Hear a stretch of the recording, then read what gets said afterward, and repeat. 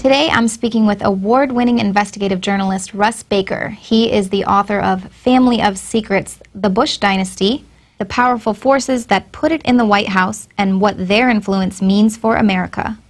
Russ is the editor of news site whowhatwhy.org, and he is here today to discuss some of the topics his team of reporters are investigating, including the impending war with Syria, inconsistencies with the Boston Marathon bombing, and this whole NSA spying debacle, and why Obama can't undo the surveillance society even if he wanted to.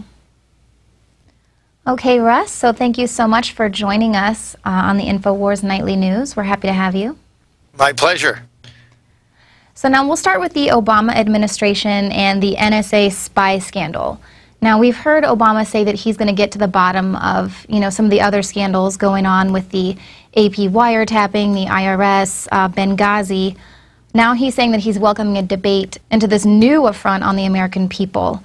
Rand Paul says Obama is drunk on power. You say he is essentially helpless. Do you really think that Obama wants to stop the surveillance society that we have, if he could? I can't read his mind. I don't have any real sense of what type of person he is after all of these years, and I think we're always sort of dependent on perceptions that are crafted by the electronic media. But my sense is that even if he wants to do something, and I'll give him the benefit of the doubt on some of the promises that he made when he was running for office, and in fact his criticism of George W. Bush on very similar surveillance policies, I think realistically he just can't do anything about it. In fact, that has been a theme in my work and in our work on whowhatwhy.com. That if you look back historically, you'll see all the way back to Franklin Roosevelt, he was basically warning that his hands were somewhat tied by people in the financial centers. He wrote a letter to Colonel House, the former chief aide to Woodrow Wilson. He said, "You and I both know that the real power in this country resides not in Washington, but in the great financial centers."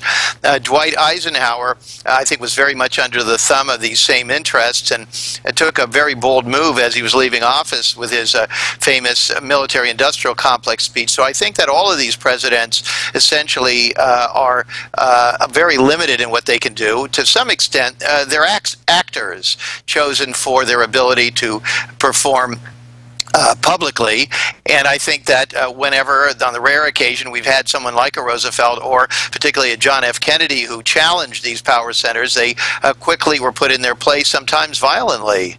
I think that to some extent the range of the permissible is such that the people from both parties are essentially wings of the same party, and that they understand that that really all they can do is wiggle a little bit, and that's why you don't see huge differences in the kinds of policies, by and large, being proposed by cabinet secretaries and top advisors. I think that's just a reality, and so we certainly see that in carryovers.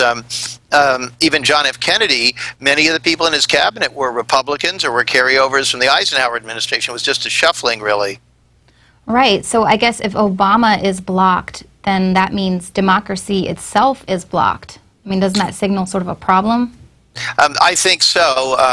In my book, Family of Secrets, I look at the rise of the Bush dynasty, and I connect it to all kinds of traumatic events in this country, including the assassination of John F. Kennedy. The issue is that we don't really understand these big events. We don't understand what is going on, and we don't really recognize domestic coups when they occur. This sort of thing causes dissonance with a lot of people who like to believe that this country is so much better than other countries, that those sorts of things don't go on. But in fact, it's reasonable to assume that the very same people in this country who think it's perfectly okay to go into other countries and mess about with their democracies and overthrow their leaders would not hesitate to do the same thing in this country.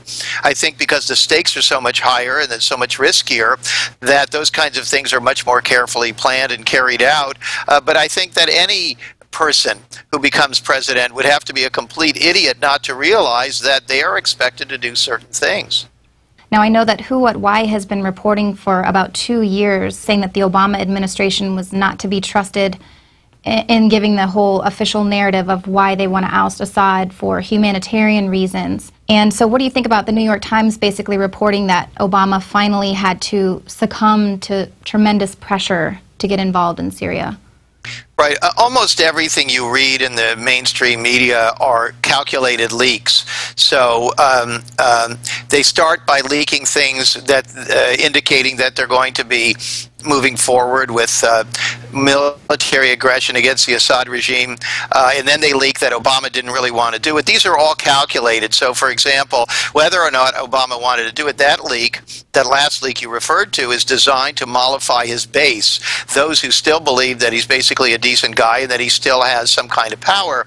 And so it's very important for them to and so instead of him saying, I had to do it because the generals forced me or Wall Street forced me or what have you, he says, I had to do it because Bill Clinton pressured me, which is quite funny. And of course, that's setting up Hillary Clinton to run for president herself. But what really is going on is that none of those wars are about humanitarian things at all. They never have been. They never will be. Frankly, nor should they be. If you or I were sitting in the Pentagon or the National Security Council, we were discussing what to do in other countries, we wouldn't be discussing human rights and how to make people in Pakistan happier and so on. We'd be talking about so-called national security, which broadly defined is what benefits the United States, which more narrowly defined means what benefits those who have the most power in this country. And that really comes down to a continued policy of a kind of an imperial approach. And the United States isn't alone on that. I think China and Russia and so forth, we're all battling for markets and resources. It's been that way since time immemorial. Exactly. And so what do you think about the ties between the mainstream media and the Obama administration? The president of CBS News is related to his aspiring novelist turned deputy national security advisor, Benjamin Rhodes. So it seems like the mainstream media is sort of getting us warmed up to go to war with Syria, or initially it was Libya. And what do you think about that? Well, that's quite right. In fact, I mean, I think we can see that the mainstream media has learned nothing from its errors and then subsequent mea culpas over Iraq and all the other things that they got wrong and how they were tricked, perfectly happy to continue along that path. And we see that with Libya, on who, what, why. We've been I think we were quite early to that story and still are virtually alone in reporting that that was never about the Gaddafi policies towards his own people. It was always about other geopolitical and strategic considerations. We detail that quite heavily in an article you can find on the right-hand side of our site, Who, What, Why. Also, Syria, other issues in play, but again, strategic calculations. And the media, for some reason, I'd like to say it's inexplicable to me, but I think it's perfectly explicable. The way our media is structured, it's dependent primarily on funding from wealthy interests, from the patronage of wealthy consumers and so forth, and that really is where their bread is buttered. And so they're going to do some good reporting. There's no question. I mean, I've worked in the mainstream media. I have plenty of friends in it. I made a decision to leave it and to start Who, What, Why because I felt that we were constrained. We weren't able to tell the whole story. So you'll see bits of the story there, but you've got to really kind of step back and take your own reading to figure out what really is going on. Right, and so you guys are doing a lot of investigative journalism and uncovering the news, basically the things that the news fails to report on or just kind of covers. For instance, you all are digging a little deeper into some of the inconsistencies with the Boston Marathon bombings. We've covered that here at Infowars as well, so what else can you tell me? Well, sure. I mean, so we're sort of old-fashioned journalists. There are many outlets, of course, that comment on the news and express their opinions and speculate. We do real old-fashioned reporting, and so I spent weeks myself in Boston on the ground, going and talking to people. We have other people. We've built a team, other people working on the story, doing analysis, doing all kinds of things.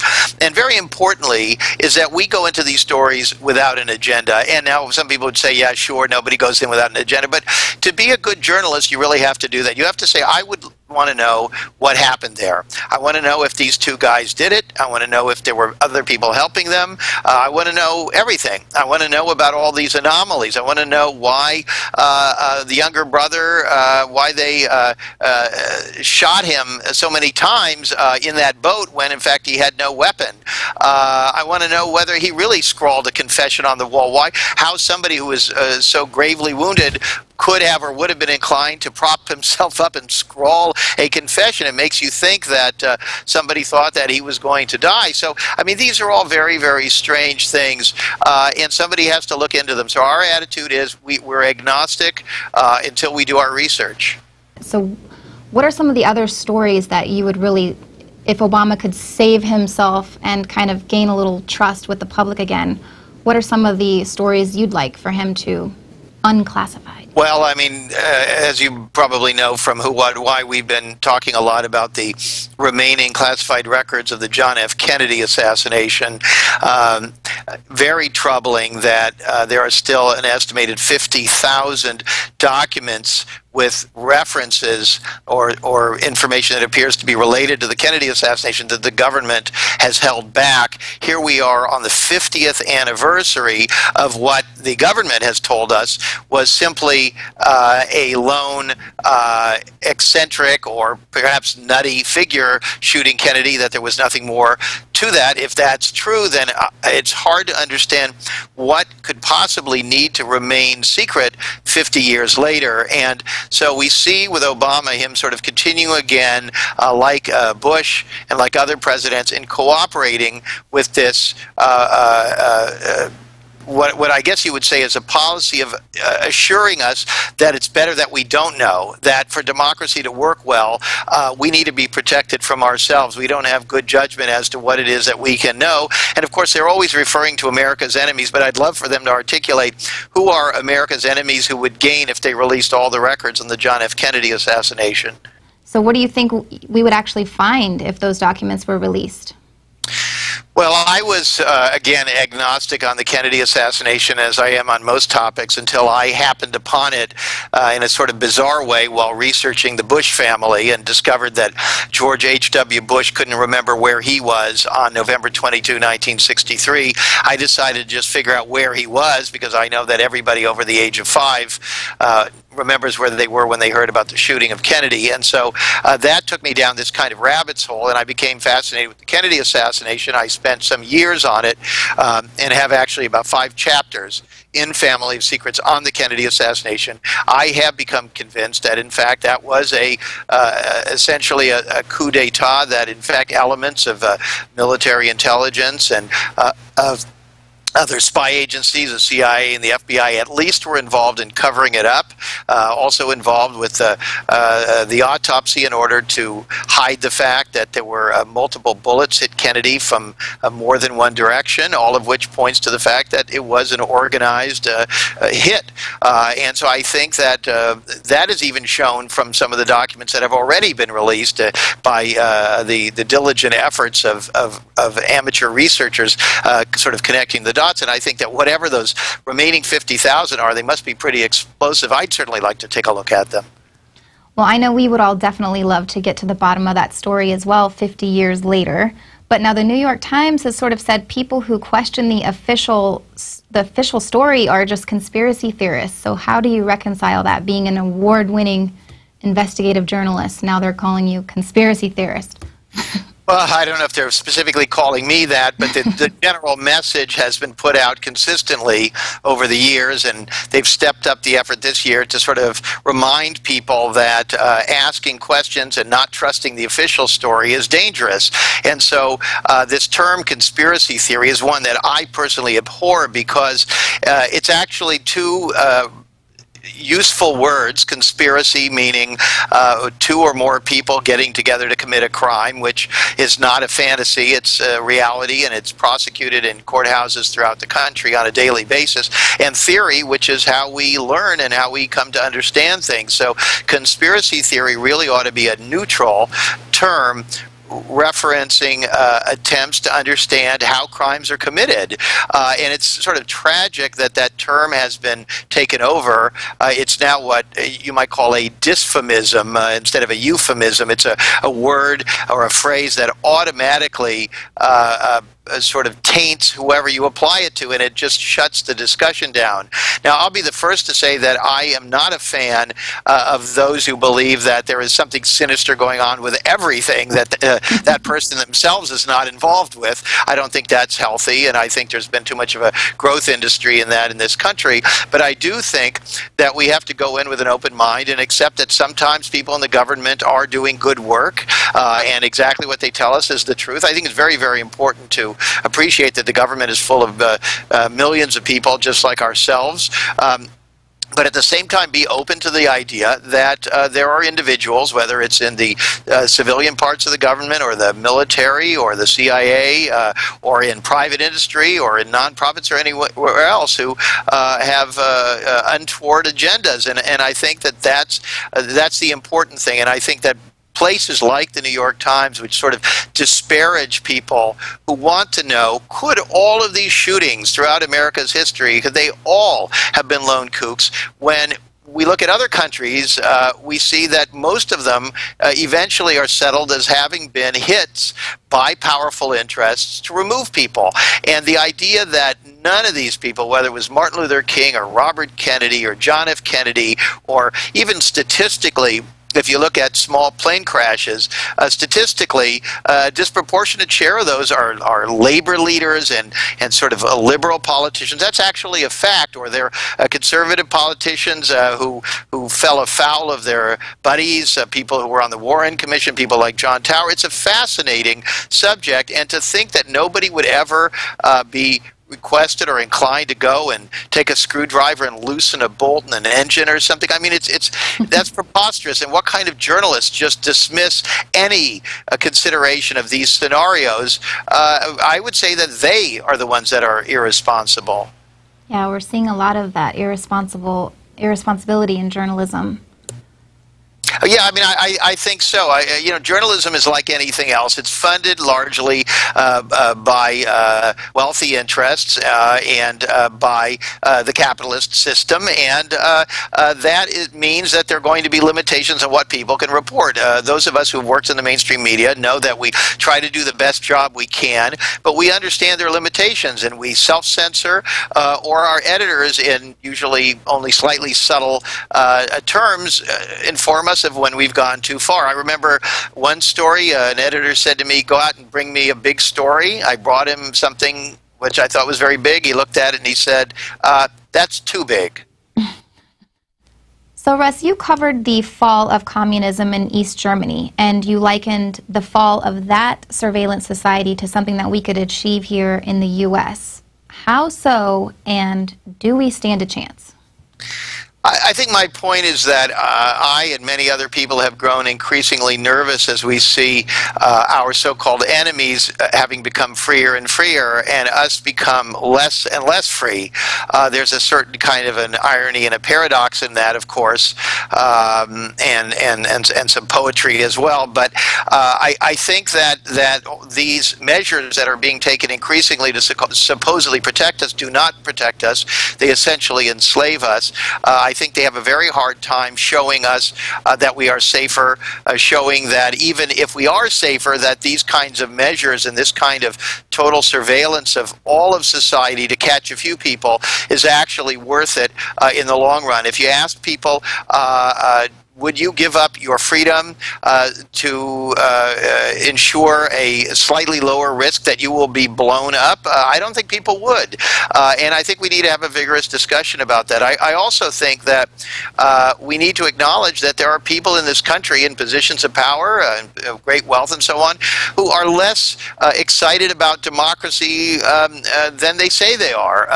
That they were supporters of fascists and others, perfectly happy with a Pinochet or a Franco, and so their commitment to democracy is something that I would question. And I think that when they're pushing for knowing more and more about us, and at the same time, paradoxically, telling us less and less about our own government, we have reason to be deeply, deeply alarmed. And I mean, I do support having security measures that are necessary, but I think we need to have much more accountability.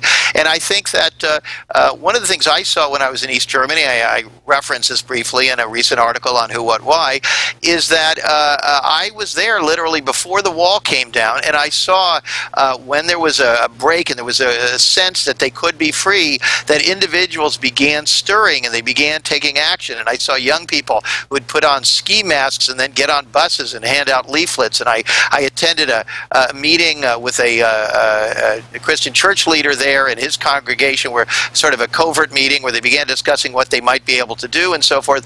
And it was very exciting to see. And I think it's sad that in this country more people don't step up and do something. And it's really not enough to just sort of complain. You have to get involved. And the reality is, if enough people made their voices heard, went out in the streets, were more active on the internet in terms of sharing important articles with other people, I think at some point the elected representatives would have to respond to that, would have to listen, and we might have a real fighting chance to preserve democracy before it's too late. Well, I agree, but I wonder, do you think that we're a little sort of trapped because everything is so electronically, connected now, and that's sort of being spied on, and with, Google algorithms and things like that that can sort of steer which way things get shared? Do we need to unplug and just get back to the word of mouth and handing out leaflets? Well, I mean, I think we do need to try to appreciate the joys of life, which include actually being with people in the flesh, saying hello to neighbors on the street, that it's not the same thing as bragging about how great your vacation was on Facebook. I think that we need to unplug a bit, as you point out. I think we need people, unfortunately, who can have the same electronic skills that the others have to maybe help us find ways to protect our own privacy. And I think that, very importantly, we need to be more suspicious of all of this technology as just being something good. I particularly am struck by the younger generation and its enthusiasm for everything. I think these things like Google Glass are real violations of our privacy. And I think that the fact that we don't hear more young people saying these are bad developments, I want to stop it. I mean, there could be boycotts of Google and Apple and all of these things if people cared enough. And I think those companies would respond, because after all, they're for-profit enterprises. Well, that sounds like some really good material for a new book, or a whole nother new book. So what are you working on now? Well, I don't formally announce books until I get at publication or close to publication, but I could just say that some of the topics that we discussed here today are definitely things that I'm looking at. I feel like I've got a whole bunch of books in me, and the real problem is just time constraints. Exactly. Well, Russ, thank you so much for continuing to investigate and uncover the news. I know there's obviously, as we have proven here today, there is so much more news that remains to be answered. So thank you so much for joining us. Well, thank you very much. All right, well, if you'd like to continue supporting alternative news, please consider signing up for a PrismPlanet.tv account. You can share your